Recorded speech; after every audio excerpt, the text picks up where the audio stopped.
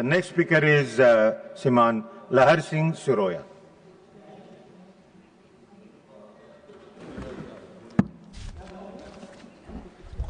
आदरणीय उपसभापति जी, मुझे बड़ी प्रसन्नता है कि इस बार सदन बजट सेशन में अच्छे से चल रहा है। मैं ये संयोगी है कि नए चेयरमैन साहब के आने के बाद में एक दिन भी सदन कभी रुका नहीं, और मैं इसके लिए आदरणीय खड़गे साहब को और विपक्षी पार्टियों को भी धन्यवाद देना चाहूँगा।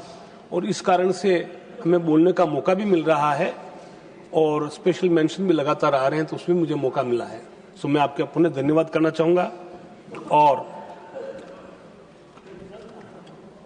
ये बजट जो आया है, मैं आदरणीय प्रधानमंत्री जी को और वित्त मंत्री निर्मला सीतारमण जी को मैं इसके लिए बहुत बहुत धन्यवाद करना चाहूँगा। और धन्यवाद करने के लिए इसका कारण भी है, इस बजट की घोषणाओं में नीतिगत प्रावधान के आधार पर प्राथमिकताओं को लेकर के 1.4 अरब देशवासियों के लिए, 1 करोड़ 40 लाख देशवासियों के लिए संभावना के नए द्वार खोलता है ये बजट। और अभूतपूर्व वैश्विक अनिश्चितताओं के बीच में ये बजट आया है, और इसमें बड़ी संतुलन के साथ, दूरदर्शिता के साथ और सूक्ष्मता के साथ तैयार किया गया है। जैसा कि चर्चिल के लिए कहा जाता है, चर्चिल जी, आदरणीय Churchill prime minister of the war रहे हैं। हमारे प्रधानमंत्री के आने के बाद भी कुछ ऐसा माहौल रहा जिसके लिए हम जिम्मेदार नहीं हैं कि कई तरह के युद्धों का सामना उनको करना पड़ा। जैसे कोविड का युद्ध हुआ, कोई चाइना से कोई वायरस आया, हमारा कोई लेना देना नहीं, लेकिन हमारे को कितना भुगतना पड़ा आप और सब जानते हैं। और इसी तरह से जब हमारे पर अनावश्यक हमले हुए कश्मीर में और हमें ऑपरेशन सिंदूर करना पड़ा, कोई हम उसके लिए दोषी नहीं थे, और उसके लिए हमारे को कितना कुछ झेलना पड़ा। और अब जो ये लड़ाई जो हो रही है, अभी इजराइल और अमेरिका की लड़ाई है, ईरान और अन्य देशों के साथ में, हमारा क्या लेना देना। और दुर्भाग्य हमारा देखिए कि हमारे जो पाकिस्तान अफगानिस्तान में इसी समय हमला कर रहा है, हमारा क्या लेना देना। हमने कोई युद्ध हमने कभी थोपा नहीं, पर्यावरण के बारे में हम कभी दोषी नहीं रहते हैं, फिर भी कुछ ऐसी घटनाएं घटती है उसके कारण हमारे को भुगतना पड़ता है। और ऐसे समय में, ऐसे संकट के समय में हमारे प्रधानमंत्री जी ने जिस तरह का बजट लाए हैं और जिस तरह की दूरदर्शिता उन्होंने रखी है, फारसाइटनेस रखी उन्होंने, उसके लिए मैं उनको पुनः बधाई देना चाहता हूं। और हमारे विपक्षी दलों से भी प्रार्थना करता हूं कि इस बात को समझें और अपने पूर्वाग्रह से बाहर आकर के इस बात को समझें। यद्यपि कहीं हमारे विरोध पक्ष के नेताओं ने अच्छी बातें कही है, क्योंकि जो संकट हमारे देश विश्व में छा रहा है उसका परिणाम जो हमारे देश पर पड़ रहा है, उसके लिए सबकी चिंता करना आवश्यक है और सब चिंता कर रहे हैं। मैं उनका भी धन्यवाद करना चाहता हूं। मैं कुछ बातों पर पॉइंट बताना चाहूंगा माननीय उपसभापति जी। इसके पहले मैं एक बात कहना चाहूंगा, मुझे खेद के साथ कहना पड़ रहा है, ऐसे संकट के समय में भी बजाय सरकार के साथ खड़े रहने के हमारे विपक्षी कुछ माननीय सदस्य सरकार के इन सतत और एवं अथक प्रयासों का समुचित आकलन करने में असफल रहे हैं। उन्होंने राष्ट्र हित के व्यापक परिप्रेक्ष्य से ऊपर उठकर रचनात्मक सहयोग देने के स्थान पर तात्कालिक एवं निरर्थक राजनीतिक विमर्शों में अधिक ऊर्जा व्यय की, सदन का समय वेस्ट किया है, जिससे अपेक्षित सहयोग का अभाव दृष्टिगोचर होता है। मैं समझता हूं कि आगे इस पर वो विचार करेंगे कि हमारे को ऐसे संकट में जो हमारे कारण से नहीं आ रहा है उसको कैसे मुकाबला किया जाए, हम सब साथ में मिलकर काम करें। जैसा कि मैंने पूर्व में उल्लेख किया है, इस बजट को हमें वैश्विक चुनौतियों की पृष्ठभूमि में देखना चाहिए। हाल के समय में भारत को 3 प्रमुख प्रकार के आर्थिक एवं सामरिक दबावों का सामना करना पड़ा है। संयुक्त राज्य अमेरिका द्वारा प्रारंभ किए गए टैरिफ युद्ध, जिनसे वैश्विक व्यापार व्यवस्था एवं भारतीय अर्थव्यवस्था पर प्रतिकूल प्रभाव पड़ा है। जैसा कि हम देखा कि टैरिफ को लेकर के किस तरह के हमारे जो विदेश के जो ताकतवर देशों ने किस तरह से हमारे पर टैरिफ वार चढ़ा, युद्ध चढ़ा, उसमें कितना समुचित भाव होकर के, समभाव होकर के हमारे आदरणीय प्रधानमंत्री जी ने कैसे इसका सामना किया, हम सबके सामने है।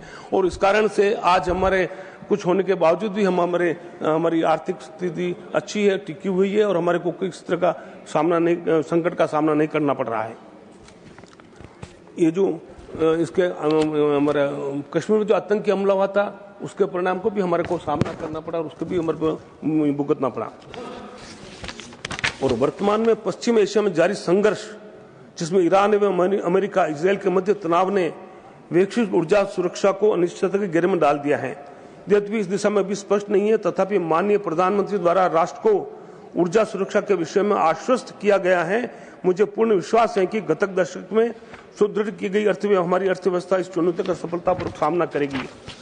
माननीय प्रधानमंत्री जी ने स्पष्ट रूप से कहा है कि पश्चिम एशिया की परिस्थितियों के बावजूद भारत में ऊर्जा सुरक्षा का कोई तात्कालिक संकट नहीं है।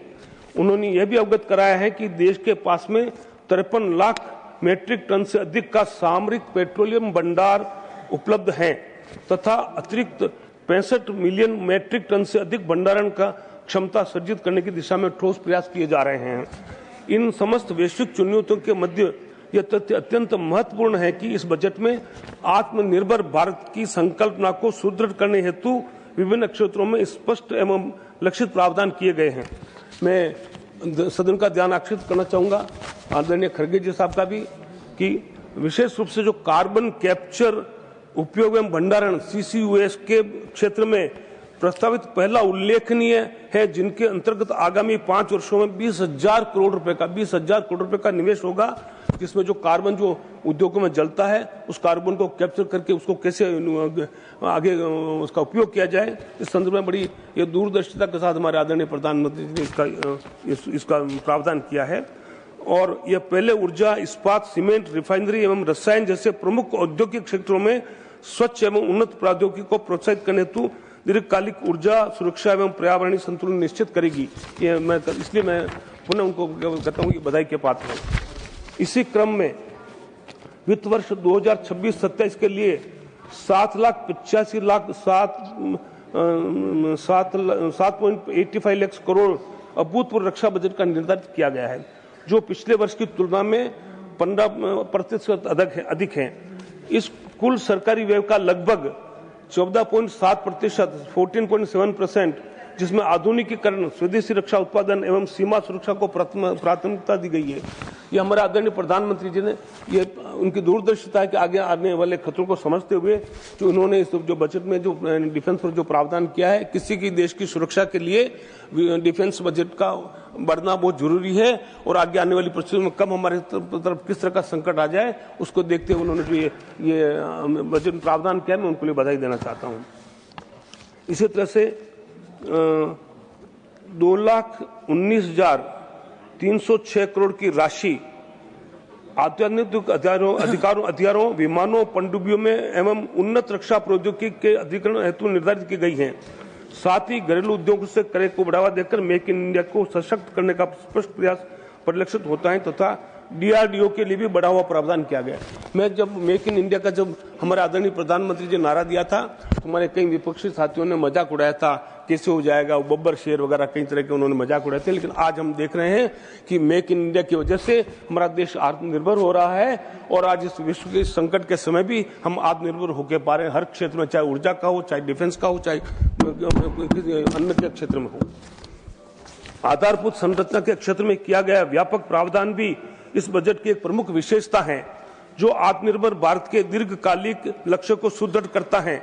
सार्वजनिक पूंजीगत व्यय को बढ़ाकर 12.2 लाख करोड़ करने का प्रस्ताव है, जो अब तक का सर्वाधिक है। न केवल आर्थिक गतिविधियों को गति देगा बल्कि राज्यों को संरचनात्मक सुधारों हेतु प्रोत्साहित भी करेगा। इस दिशा में 1.85 लाख करोड़ का विशेष प्रावधान है, जो वित्त आयोग की अनुशंसाओं से परे हैं और वर्ष दर वर्ष 23% की प्रति दर्शाता है। यह अत्यंत सराहनीय कदम है हमारी सरकार का। मैं विशेष रूप से शहरी आर्थिक क्षेत्रों के विकास एवं उच्च गति रेल गलियारों के निर्माण हेतु किए गए प्रावधानों का उल्लेख करना चाहूंगा। मैं रेलवे मंत्री जी को भी और सरकार को और आदरणीय प्रधानमंत्री जी को भी बधाई देना चाहता हूं कि पूरे देश को जोड़ने के लिए, एक भारत श्रेष्ठ भारत बनाने के लिए जो 7 उच्च गति के रेल कॉरिडोर बनाए जा रहे हैं और जो इसे विशेष संपर्क मार्ग के रूप में विकसित किया जा रहा है, और ये करने की जो परिकल्पना है वो उसको क्षेत्रीय इम्बैलेंस जो है उसको दूर करेगी। इसके लिए मैं आदरणीय प्रधानमंत्री को और वित्त मंत्री जी को बधाई देना चाहता हूं। वैश्विक अनिश्चितताओं के दौर में राष्ट्र के दीर्घकालिक हितों को दृष्टिगत रखते हुए निरंतर एवं प्रतिबद्ध प्रयास करना तथा विकसित भारत के लक्ष्य की ओर अग्रसर रहना निस्संदेह सभी के लिए गर्व का विषय है। मैं एक और बात आदरणीय सभापति उपसभापति जी कहना चाहूँगा कि मैं जैन समाज से आता हूँ। हमारे जैन धर्म में कहा जाता है कि अहिंसा परमो धर्म। मैं आज इस सदन के माध्यम से, मैं और राजदूतों के माध्यम से, आपके माध्यम से अगर ये बात उन लोगों तक पहुंच सके जो आज देश में, विश्व में जो हिंसा का वातावरण बना रखा है, निर्दोष लोग मारे जा रहे हैं, अस्पतालों पर हमले हो रहे हैं और जो नागरिक क्षेत्रों में हमले हो रहे हैं, तो मैं समझता हूं कि हमारे भगवान महावीर के संदेश जो है अहिंसा परमो धर्म का, अहिंसा का, ये संदेश पूरे विश्व में जाना चाहिए कि विश्व में शांति होनी चाहिए। और एक और बात जो है, हमारे जैन धर्म में संयम खल्लू जीवनम का एक है कि संयम ही जीवन है, संयम खल्लू जीवनम, तो संयम ही जीवन है। तो हम सब के लिए आवश्यक बन जाता है हम सब लोग संयम से रहें। हम जो पूरे देश के लोग जो है, मेरा आपके माध्यम से मेरा निवेदन है देश के सारी नागरिकों से, जैसा हमारे प्रधानमंत्री जी ने भी कहा है, हम सबको संयम रखना चाहिए, आपातपी नहीं करना चाहिए। जो गैस को लेकर के और इस तरह से जो कई बातों की कमी को लेकर के जो आपातपी मचती है, लोग बिना बात का स्टोरेज करना चाहते हैं, भंडारण करना चाहते हैं, हम सब लोगों का कर्तव्य बनता है इस तरह के अपने हम ये गड़बड़ी नहीं दिखाएं और संयम से रहें और अपना जो जो चीजें सुविधा से मिलती है उनको लेते जाएं। ऐसा नहीं हो सकता आप घर में 10 या 20 सिलेंडर आपके घर में रख लोगे और बाजू बगल वाली झोपड़ी में अगर वो गैस नहीं होगा तो क्या आपको रहने देंगे? क्या आपका चूल्हा जलता रहे और पड़ोसियों का बंद रहे? ऐसा हो नहीं सकता। इसलिए हम सबको संयम से रहना पड़ेगा कि हम जो इस समय देश के संकट में आदरणीय प्रधानमंत्री जी का हाथ मजबूत करें। और मैं विशेष रूप से मीडिया के लोगों से भी निवेदन करना चाहूंगा, जो कई छोटी छोटी बातों, कई चूल्हा दिखा करके, मैं देख रहा था हमारे एक मीडिया चैनल में वो एक चूल्हा और दिखा करके फुटपाथ पर हाईलाइट कर रहे थे।